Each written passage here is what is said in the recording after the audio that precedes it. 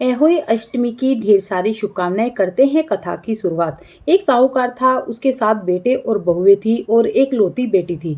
दिवाली से पहले कार्तिक बड़ी अष्टमी को सातों बहुएं अपनी एक लौती ननंद के साथ जंगल में खदान में मिट्टी खोद रही थी। वहीं श्याऊ माता की मान थी। मिट्टी खोदते समय नंद के हाथ से सेई का बच्चा मर गया। श्याऊ माता बोली कि उसमें मैं तेरी कोख बांधूंगी। तब नंद अपनी सातों भाभियों से बोली कि तुम में से कोई भी अपनी कोख बंधवा लो। सब भाभियों ने अपनी कोख बंधवाने से मना कर दिया, परंतु छोटी भाभी सोचने लगी कि यदि मैंने कोख नहीं बंधवाई तो सासू माँ नाराज हो जाएगी। ऐसा विचार कर नंद के बदले छोटी भाभी ने अपनी कोख बंधवा ली।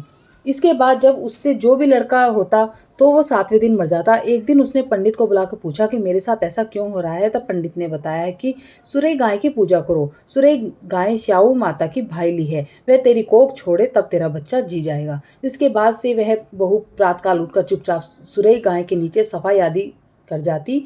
गौ माता बोली कि आजकल कौन मेरी सेवा कर रहा है, सो आज देखूंगी। गौ माता खूब सुबह सुबह उठी, क्या देखती है कि साहूकार की बेटी की बहू उसके नीचे सफाई कर रही है। तो गौ माता उससे बोली कि क्या मांगती है तुम मांग। तब साहूकार की बहू बोली कि श्याऊ माता तुम्हारी भाईली है और उसने मेरी कोख बांध रखी है, सो मेरी कोख खुलवा दो। गौ माता ने कहा कि वो तो अब समुद्र पार रहती है, लेकिन मैं तुम्हें उसके पास लेकर चलूंगी। रास्ते में कड़ी धूप थी, दोनों पेड़ के नीचे रुक गई। थोड़ी देर में एक सांप आया और उसी पेड़ पर क्रूर पंखनी का बच्चा था, उसको डसने लगा। तब साहूकार की बहू ने सांप को मारकर ढाल के नीचे दबा दिया और बच्चों को बचा लिया। थोड़ी देर में गरुड़ पंखनी आई और खून पड़ा देखकर साहूकार की बहू को चोंच मारने लगी।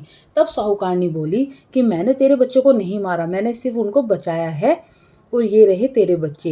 यह सुनकर गरुड़ पंखनी बोली कि मांग तू क्या मांगती है। वह बोली 7 समुद्र पार श्याऊ माता रहती है, तू हमें उनके पास पहुंचा दे। तब गरुड़ पंखनी ने दोनों को अपनी पीठ पर बिठाकर श्याऊ माता के पास पहुंचा दिया। श्याऊ माता उन्हें देखकर बोली कि आ बहन, बहुत दिनों में आई। फिर कहने लगी कि बहन मेरे सिर में जू पड़ गई हैं। तब सुरई के कहने पर साहूकार की बहू ने सलाई से उसकी जुएं निकाल दी। उस पर श्याऊ माता प्रसन्न होकर बोली कि तूने सिर में बहुत सलाई गिरी है, इसलिए तेरे 7 बेटे और 7 बहू होंगी। वह बोली मेरे तो एक भी बेटा नहीं है, 7 बहू कहाँ से होंगी। श्याऊ माता बोली वचन दिया, वचन से फिरूं तो धोबी के कुंड पर ककरी होऊं।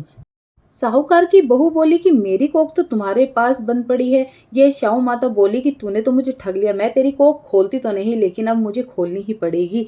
चल ठीक है, अब तू घर जा, तुझे वहां पर 7 बेटे और 7 बहुएं मिलेंगी। जैसे ही साहूकार की बहू घर पहुंची तो क्या देखती है कि उसे 7 बहुएं और 7 बेटे बैठे मिलते हैं। वह बहुत खुश होती है तो बहुत उल्लास के साथ होई माता का व्रत करती है। रात्रि के समय जेठानियां आपस में कहने लगी कि जल्दी जल्दी पूजा कर लो, कहीं छोटी बच्चों को याद करके रोने ना लगे।